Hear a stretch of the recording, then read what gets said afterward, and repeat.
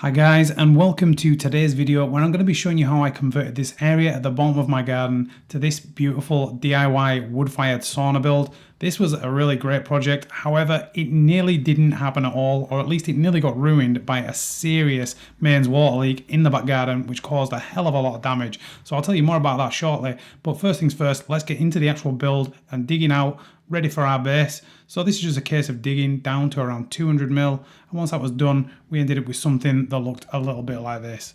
Another job that I had to do was add some fencing around because obviously I wouldn't be able to do this once the sauna was installed, so me and my daughter did this. You can see the video on the channel.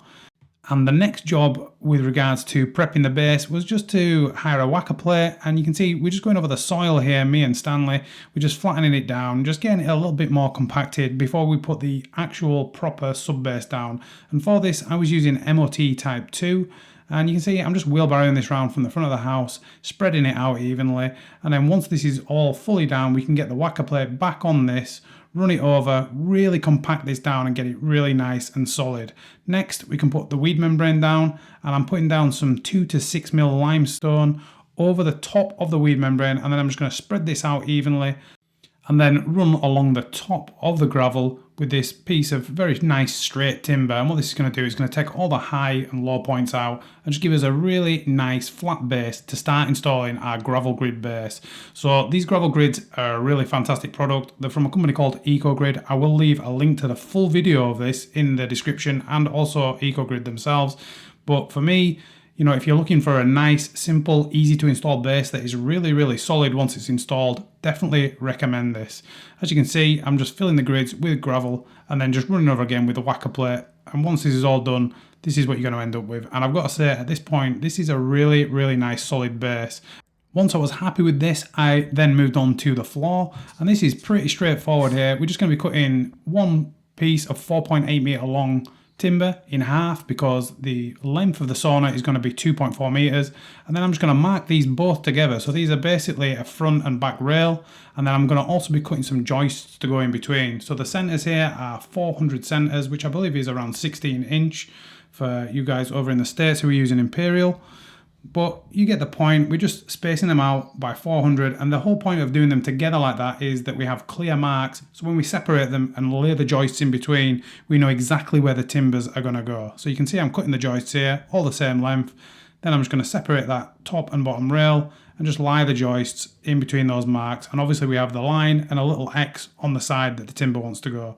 So this way you can't accidentally, you know, misplace the joist and put it on the wrong side of the line.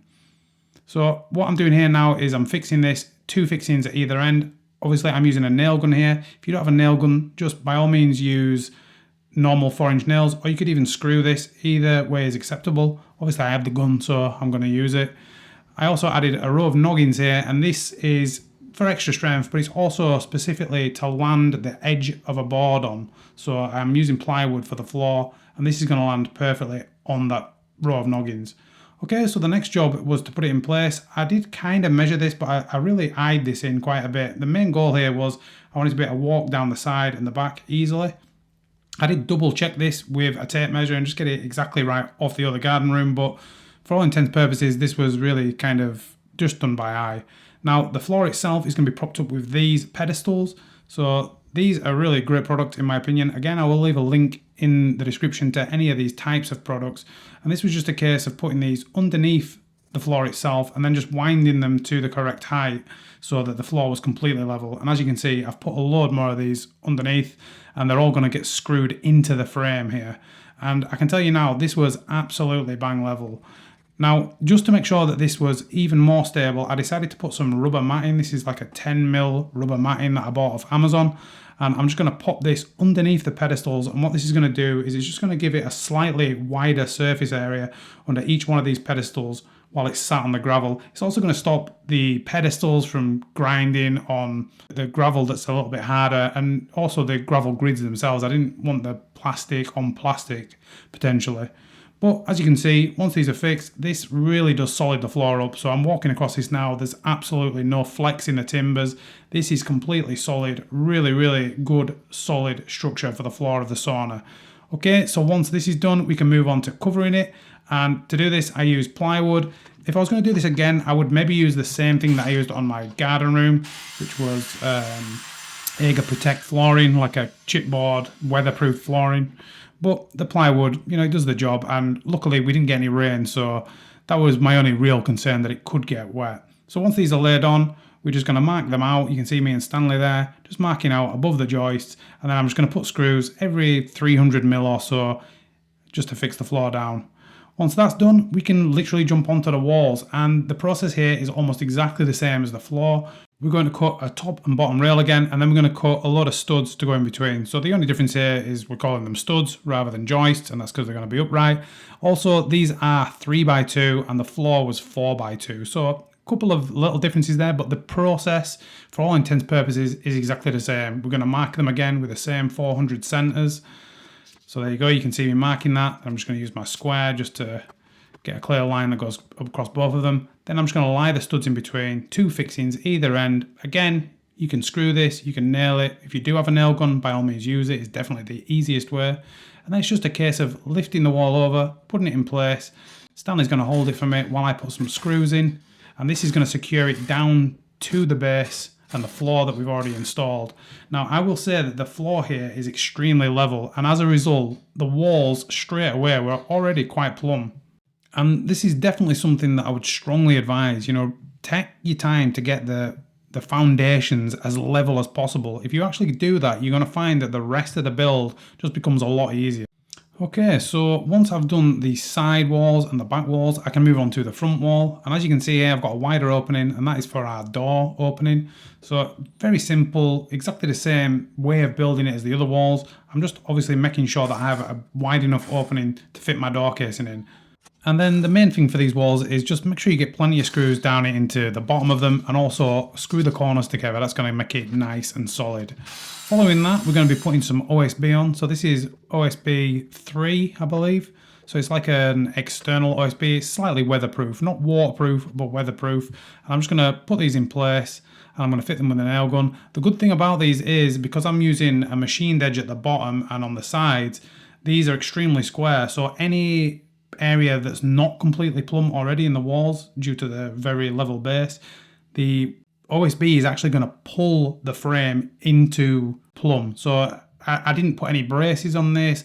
I didn't really have to adjust it at all. By the time the OSB was fully on, all of these walls were absolutely 100% plumb, including that door opening. So it's actually quite easy to do this. You don't have to do a lot of thinking. Again, it all comes back to putting that extra little bit of effort and time into the floor. You know, if the floor is completely level, it is just going to make things much, much easier when you're doing this part of the process. But there you go. As you can see now, we've got all the OSB on the walls. This is how it looks once it's done. And at this point, we are ready to move on to the roof. So the roof, again, is not too complicated. We just need to mark out, similarly to how we did with the walls and the floor. We're going to be marking at roughly 400 centers. However, we do need to have a wider opening for where our chimney is going to be coming up out of the building itself. So I had to do some adjustments here to make sure that that fit. But once that's done, we can just cut all the joists exactly the same length, lift them into place. And then all I'm going to do is I'm going to fix the joist at either end. So for this one here, I've measured it off the end, a couple of fixings, same at the other end. And then what we can do is we can set up a string line. And the beauty of this is, because we have a string line running along the front now, every single one of these other joists can just be lined up with that string line. And that's going to give us a completely nice straight edge. So you can see I'm just moving along 2 fixings into each one of these roof joists. And then we'll do that both sides. And then if we just look down, you can see, look, they're lovely and straight, running in a perfect line. And then we can look at the back as well. Obviously, they're all exactly the same length. So the same is true on the back. If we just line it through, lovely and straight all the way through. I also just want to take a minute to show you the spacing here that I mentioned before. So this is going to be the width of the chimney. You can see we've got around 200mm either side of that. I also marked out on the floor exactly, or very close to where the actual stove is going to go to work this out. So basically between these two roof joists here, we have a much wider gap. This was around 550mm, I believe, and the rest are obviously around 400.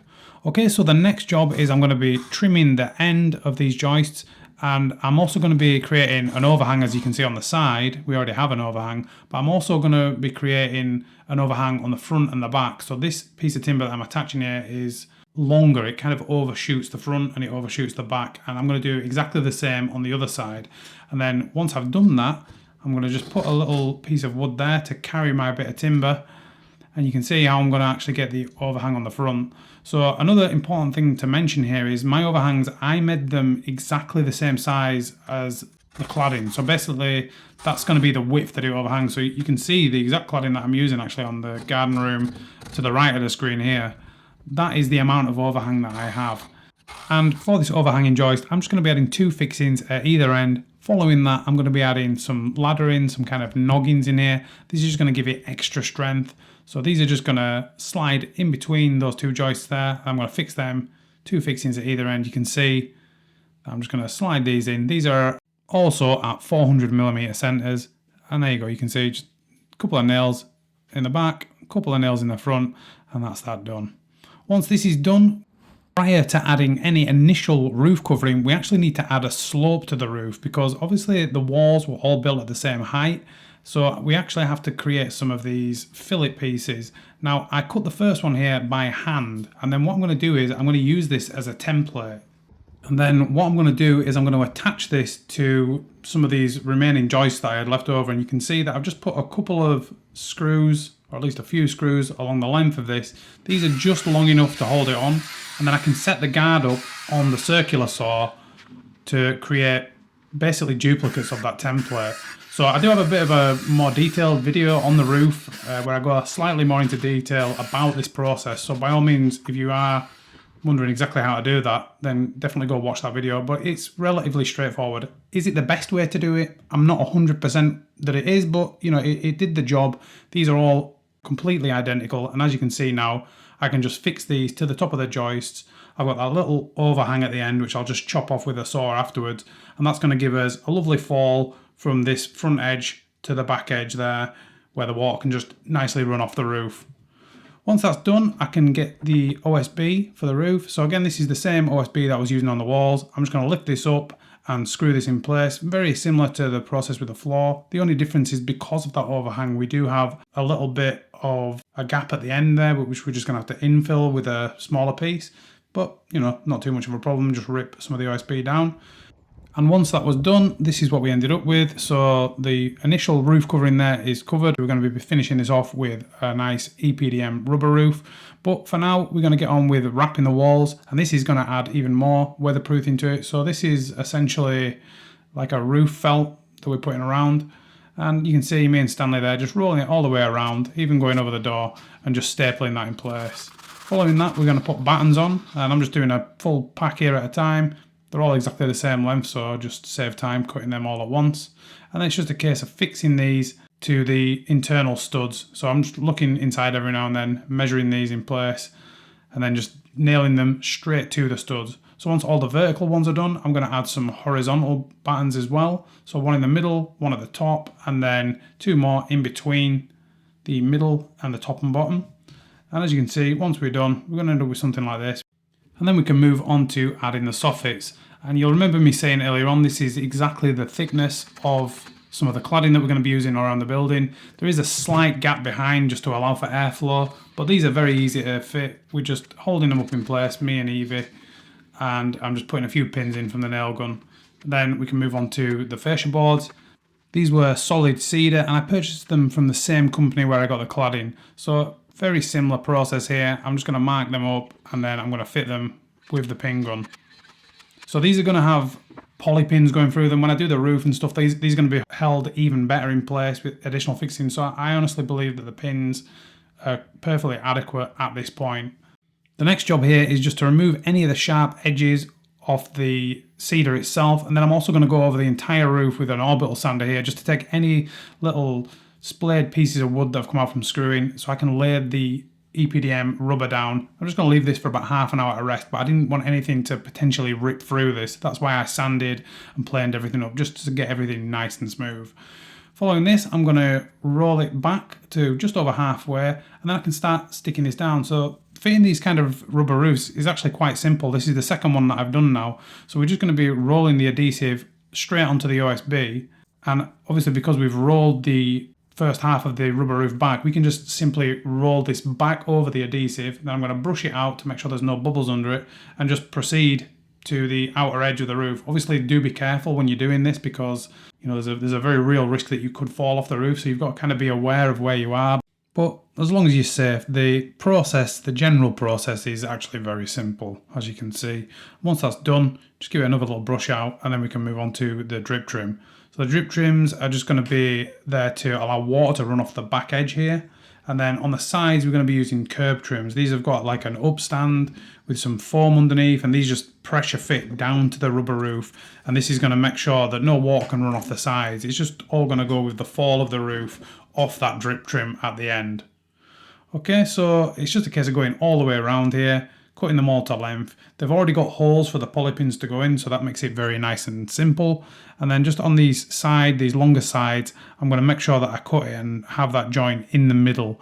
And then once these are fitted, I'm going to add a little cover over the joint. So you'll see in a second, I'll just put those nails in, I'll go grab the cover, put that on, and then I'll do exactly the same with all the corners and get them covered up. Okay, so once that's done, this is what we're going to be left with, a lovely sealed rubber roof. This is going to be completely waterproof now. No water's going to be able to get into the sauna. We've got our building wrap on, so that's also fully waterproof. So at this point, the building is pretty much watertight. The only slight issue we have now is the door opening, and this is where we're going to have to get moving because the weather at this point, we did have forecasted rain, so I had to get moving on this to get the door casing in and get the door in. Both of these are getting built from scratch. I bought this piece of oak on eBay actually from a joinery company. They had the fastest delivery. And what I'm doing now is I'm just marking it out for the actual opening of the door itself. I'm going to mark the sill out here, and then following that I'm going to mark the head out in line with the sill. Following that I'm going to cut out on the head with the handsaw just to the depth that I want it, and then I can take it over to this little thing that I made on the deck, a little bench sort of thing. I'm going to chop these out with a chisel. So this is pretty straightforward. Just don't try and chop it all out at once. Do a little bit from one side and flip it over. Do a bit from the other side and just kind of persevere until you get all the way to the bottom. Then following the head, you can do the sill. This is a little bit more complicated because you can't saw all the way through here. You can see these are kind of housed and they don't go all the way through. So I did most of this with the chisel. But once these are both done, you're ready to assemble the frame, and this is just a case of getting plenty of glue in those areas that have been notched out with a chisel. You're also going to want to put a load of glue over the end grain on the legs. We basically just want to seal any exposed area so no moisture can get in. This is a D4 wood glue, it's an external wood glue, and it's going to protect as well as hold it together really strong. Following that, we can add a couple of screws into the top through the legs, and then we can do exactly the same in the bottom. So I'm just pilot holing these first, and then I'm just adding 2 4-inch screws into each one. Following this, I'm going to chop the horns off on the top, which was nice and easy. And then I'm going to have to stand it up to do the bottom because obviously the sill is wider than the legs. Once this is done, I'm going to get a bit of silicone down in the opening, and I'm going to pop the casing in place. And then it's just a case of checking the head for level, which it is because my floor is nice and level. Then I'm going to fit the sill down with a couple of screws. And then I'm going to make sure both of the legs are plumb, and I'm going to apply the correct amount of packings just to ensure that there's no voids behind where I'm going to be applying my fixings. And then when I'm happy with that, I can add a couple of screws at the top there and check the other side, do exactly the same on the other side, add a couple of screws up there, and then we can just proceed to add another 6 screws in each leg, so 8 in total either side. Following this, I'm going to jump straight onto the cladding before I start the door, and this is actually really simple. Every single piece of cladding here is exactly the same length, and the reason is obviously we put the slope on the roof, and that meant that our walls were exactly the same height, so every single piece of cladding is the same. And the only real complicated bit about this is just cutting around the door, so you're gonna have to do a little bit of thinking here in terms of getting this first cut on the second piece to go around. Following this, fix it in place. And then we just need to do them smaller cuts along the top. So you can see these just go along the top there. Obviously we're going to do the bottom as well.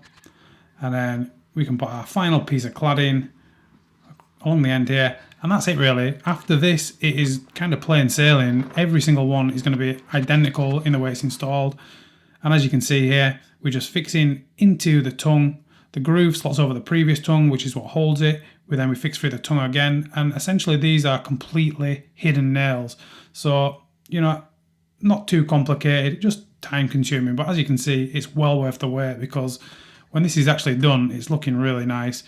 And once all the cladding's done, we can actually move on to installing the door. Now, before I install the door, I have to build the door, because I really struggled to find a door for an external sauna here in the UK. So I spent quite a bit of time sort of figuring out how I was going to do this.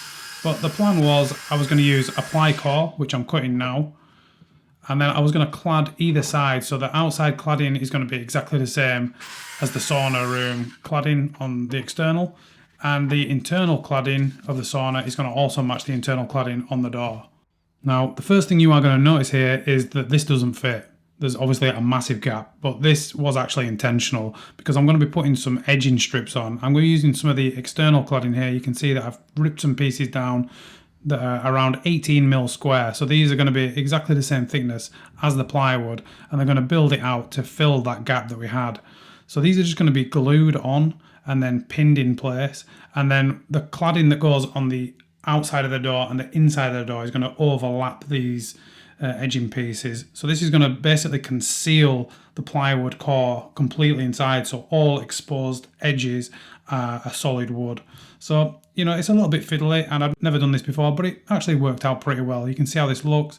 I also marked out for the window here, which I'm going to cut out now. And this was just a case of drilling a hole in the top corner and then going around the rest of it with the jigsaw. So just a little bit rough on the corners there. And then I came up and tidied these up afterwards with a nice little straight cuts, as you can see there.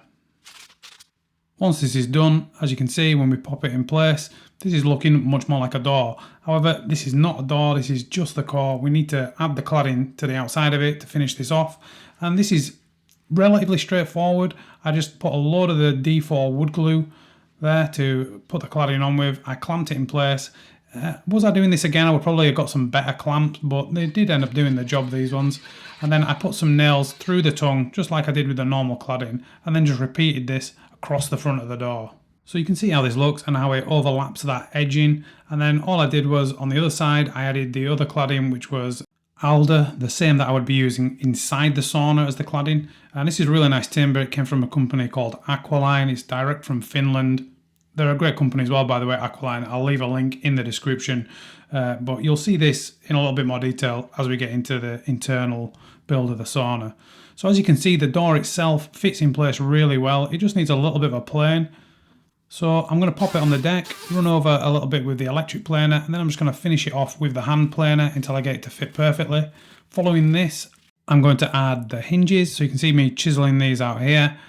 And these are stainless steel hinges. They've got an hour fire rating on them, so they're really good, decent hinges, nice and strong, stainless steel screws. And then I'm going to just fit this in the casing. For the casing as well, I also notched the hinges in as well, so I'll show you that in a second.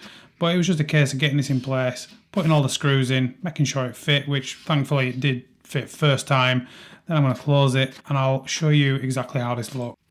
So as you can see, we're going to go look inside now, and I'll just show you these hinges. So they're notched into the door and into the casing, looking reasonably neat. I think I haven't hung a door in quite a while, but I think this is looking pretty decent. I've also got a stoplight on there as well, as the casing that I made didn't have a rebate. But personally, I think this is looking pretty decent. I also added some trim around the window opening here, and also a little bit of beading to create another rebate there that I can slot the glass into. But unfortunately, the toughened glass that I wanted wasn't going to be ready for a few days, so I decided to oil the outside of the sauna instead while I waited. And for this, I'm using Osmo oil. This is the UV Protect oil. It's exactly the same stuff that I used on my other garden room, which you can see at the right of the screen now, and that's well over 2 years old now, and I think it's held up really, really well. So I do actually highly recommend this oil. It's quite easy to put on. It goes on in 2 coats, and all I did was I put the first coat on, let it dry, and then proceeded to add the following coat the day after. So nothing overly complicated here. Just make sure you cover all the external cladding, and this shouldn't need touching up for at least a few years. So following this, my glass turned up, and to put this in place, I just used some more beading on the outside with a bit of silicone and pin this in place. And you can see what this looks like once I'm done. So I was really impressed with this. I was pleased with how it turned out, and the door itself is looking great. There were a couple more things that I added, such as a handle, a concealed close, and also a rolling latch, which you can see in action now. And if you want to see a little bit more detail on that, you can go watch the dedicated door video. Okay, so the next job was insulation, and for this I chose to use an acoustic fiberglass insulation. So I chose this rather than using a rigid PIR, mainly because I read online that the rigid insulation, if it gets to a certain temperature, it can off gas some kind of nasty chemicals, and I didn't want to add that into my sauna. So unfortunately, I'm having to fit this stuff, the fiberglass, which for anyone who's done it before is very itchy, but you know, once it's done, it's done. It's also acoustic as well, which means it's going to stop noise from outside. Following this, me and Stanley proceeded to add some foil vapor barrier to the ceiling. Now, the main reason I decided to do this right now was, more than anything, I didn't want any of that insulation falling out of the ceiling. So this seemed like a good way to just hold that in place. But I will be coming back to the walls afterwards, and I'm actually going to do the floor before I do that. So you can see how this looks now. Anywhere where there's a joint, I've added some aluminium tape, and this is the same way I'll do it on the walls as well. But for now, let's move on to the floor. So for the floor, I'm actually going to be creating a slope to a central drain, and I'm going to be doing this with timber battens that basically get a little bit smaller the closer we get to the drain. On the outside edge there, we have around 30mm, and then the smallest bit that I'm going to be adding in the middle right now, this small bit here, is around 10mm. So that in total, there's around a 20mm fall from outside to that inside edge. Then I'm going to be filling that with a screed layer. This is going to be made with sharp sand, cement, some SBR, and also some like concrete fibers there to strengthen it up. So this is a relatively dry mix. It's dry enough that you can just bring it in a bucket, but then it's also wet enough that it does smooth out between those timber battens. Then once this was fully down, I could start to add the next layer, which was aqua panels. So these are like a cement board, and they're often used for wet rooms and things like that. People will often tile on top of them. However, I'm going to be using a liquid membrane on top of it, but this is just an additional layer above the screed layer. And this is reasonably simple to cut and install, and I'm just going to screw it into the battens, the timber battens. And you can see how this looks once it is done. So following that, I'm actually going to jump back onto the walls. This is the perfect time to actually add that foil vapor barrier. And the reason for this is I'm going to be using some more of that aqua panel to create a kind of skirting board around the perimeter of the room. So it makes sense that this sits behind that. So it's just a case of rolling this round. I'm using 10mm staples to fix this in place. And then following that, I'm going to go over every single joint and run it over with insulation tape. You can see there are a few gaps where the wall meets the ceiling that I still need to add, but you get the general idea. The goal here is to completely seal this room. Then once this was done, I could jump back down to the floor and start sealing this. So I'm using this WPC sort of membrane. This is a very good quality waterproofing system. So I've filled in all the joints. You can see here I'm using a thicker mix, which I'm just going to lay down with a bit of this scrim tape, then put another layer on top. I'm also going to fill all the screw holes and any other gaps. And then once this is done and I'm satisfied that this is completely sealed, I'm going to use a thinner mix, which I'm just going to mix in a bucket. This comes in two parts, so there's a powder mix and also a liquid adhesive mix. We're just going to mix them together till we get a nice runny solution, and this just can be rolled with a standard paint roller. So pretty straightforward, really good stuff though this. It dries pretty quickly. I ended up putting 2 coats down, and once this is down, all those joints are filled up. We've got 2 layers of this stuff, which is quite flexible as well. Once it's dry, you can stand on it. It has the ability to move without cracking. This is going to completely seal the floor, and it's going to stop any moisture from the sauna from getting down through any of the other layers into the timber and the plywood below. So at this point, this is the floor completely sealed. Okay, so you can see how this looks once I'm done, and the darker areas on the skirting and the floor, this is what it's going to look like when it's completely dry.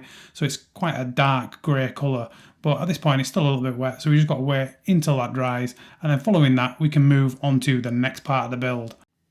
And the next part of the build is getting to the exciting bit, in my opinion. We're getting inside the sauna. We're going to start adding the cladding, installing the stove. But the first job here is we're going to be adding some timber battens inside. And the reason for this is we want to provide plenty of circulation behind the cladding that we're going to be installing inside the sauna. This is going to allow any moisture in the sauna to move freely behind the cladding rather than it being sat up against the vapor barrier, getting moisture, potentially going moldy and rotten. So this is going to give really nice airflow and allow the sauna to naturally self-dry.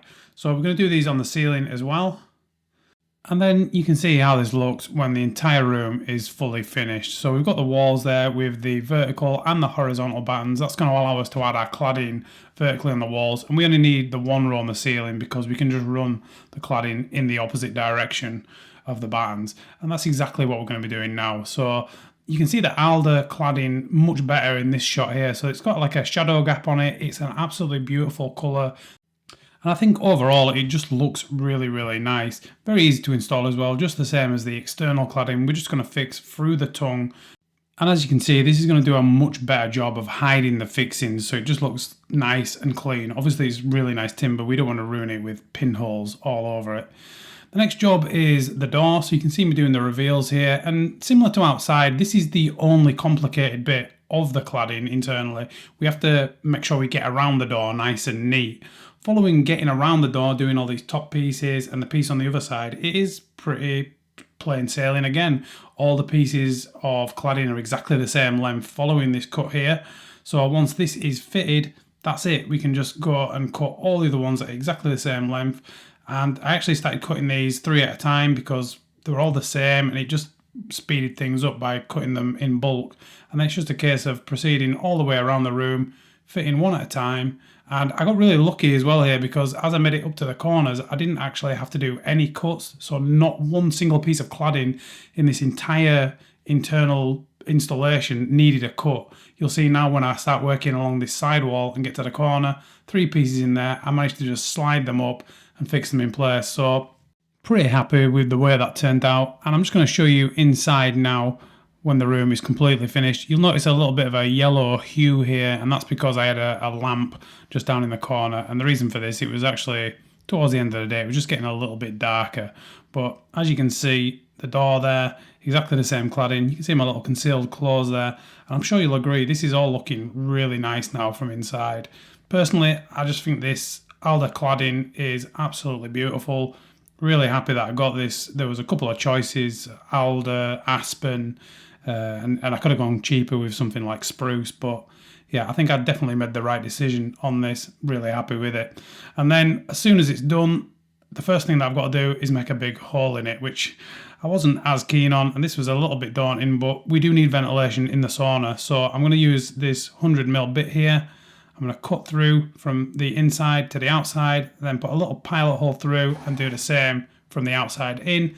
That's going to create a hole that goes all the way in. This is going to be our inlet that's going to bring in nice fresh air. It's going to be down by the stove. And then I've done another one up here at the top, at the back, and this is going to be the exhaust. So this one's going to be closed most of the time. This is more for drying the sauna out.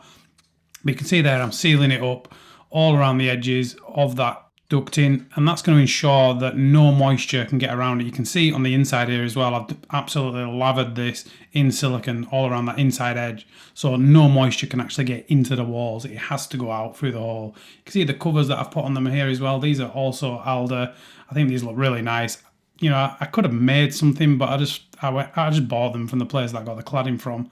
And basically what will happen here is the air will just circulate around the room, and you know, when we've finished using the sauna, this will be used for drying out. But the stove here, that is going to be the actual exhaust. The chimney will be pulling air out through the ceiling, through the chimney, and that's what we're going to be doing now. We're going to be installing this. So this is the second really daunting thing that I had to do, and that's cutting a big hole through the roof.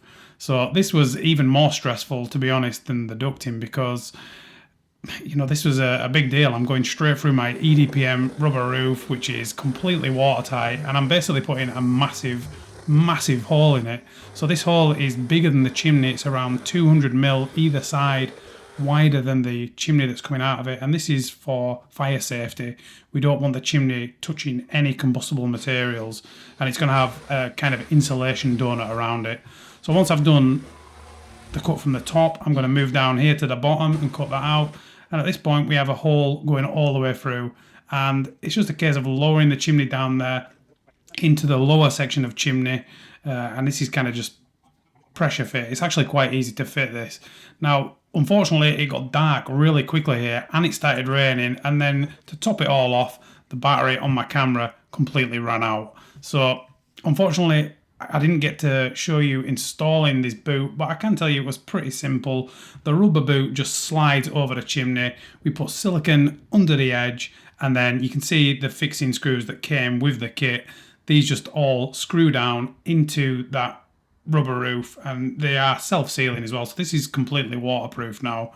Following that, I went inside and added a load more fire silicone inside the chimney. I basically wanted to make this completely impenetrable. You know, I didn't want any water being able to come in from outside, and also I didn't want any moisture from inside the sauna to be able to seep out into the roof space.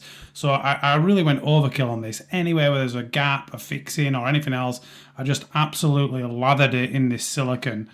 And you can see exactly how this looked now. So you can see anywhere where there's a gap or a joint or something connecting something else, I've just covered it in that black silicone. And this is completely sealed now. So once that was done, I could slide the insulation donut up and put this decorative cover on. And then following that, I could start adding the stones into the stove as well, so you can see how this is looking. One other thing that you'll notice is there are also some benches in the background here. Now obviously you've not seen me doing this yet, so that is what we're going to be looking at in the next section of the video. We've also got the duct boards down there on the floor, and I'm sure you'll agree the stove is looking really nice at this point. So without further ado, let's get on with these benches. The first thing that I'm going to be doing is creating some frames. And these are very simple ladder frames, so I'm going to be cutting two pieces. This is a graded redwood, so I'm not using expensive Alder or anything like that to build these frames. These are not going to be seen, so I just got a decent quality softwood to do this. And as you can see, I've got the two longer pieces and 4 noggins, and I'm just going to fix these in exactly the same way we've fixed all the other frames throughout this build. 2 fixings in either side, and that's going to give us a nice solid frame that we can fit in place that's going to hold our benches up. So this is just going to slide in place, get it to exactly where I want it. Following this, I'm going to screw it into the studs behind the cladding. So I'm making sure I'm hitting those studs as well. This is very important. This is going to make it nice and solid. And then to solid this up even more, I'm going to add legs to the front. This is going to level the front up. It's going to make it really solid, and under these legs I've placed some of that 10mm rubber that we used under the pedestals when we were doing the floor earlier in the build, and as you can see, this is really solid.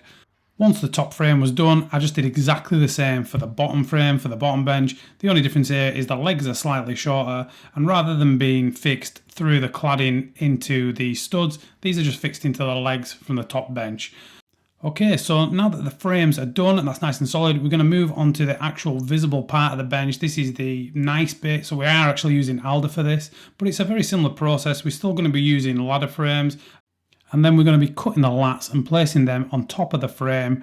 Once we're happy that we've got this right, we can flip this over and start fixing it. And to do this, we're just going to put pilot holes in, and then we're just going to use stainless steel screws, which are going to be completely invisible because these are coming from the underneath.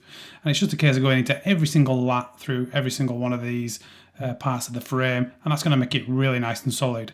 Every single one of these is exactly the same. So the backrest bits here and the actual seating bits are made in exactly the same way, same gaps, everything. So again, we're fixing from the back so you can see the fixings. I'm also going to add another little piece of timber at the top here so we can add backrests on. And then once this one's done, you can see I've added the bottom. I've actually added those wider backrests, and there you can see the seat just slots in. So I'll show you how this backrest works, because this sits at the top. This is also fixed from behind, so it's invisible, but it has a little lip that just sits up above the frame slightly. And what this allows us to do is just slot those bench seat pieces down in between that and the back bench. I just think this is much neater. It's obviously not fixed. It makes it much easier for cleaning. So these can just be lifted up, and you can get some water and a mop and a brush and stuff under there.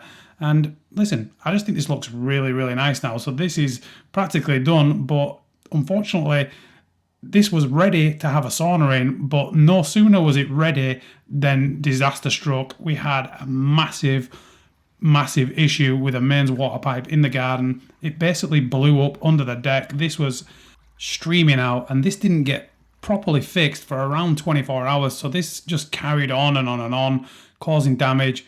Eventually, Yorkshire Water came out and dug the garden up completely and replaced and fixed the broken pipe. But by this time, it had already caused a lot of damage, not only to the garden itself and under the deck, but you can see the gravel grid decking area here is just pumped full of dirt. Now, the good news is the gravel grids come out nice and easy. I got the pressure washer down there, managed to clean this all out, and with a little bit more hard work, I managed to get this basically back to exactly how it was previously. You can see how this is looking now. You know, really happy with this. We still got a little bit of grass that hasn't quite grown there, so it's not back to 100%, but certainly looking good. And the sauna, guys, the sauna is amazing. I'm using this thing about 3-4 times a week, so this is on right now. Obviously, you can't feel the temperature, but let me assure you, this is absolutely piping hot right now. You can see it burning there, the stove. And I'll just show you the thermometer here so you can see the temperature that we're actually running at. So this is currently at 70 degrees Celsius, which is around 150 Fahrenheit.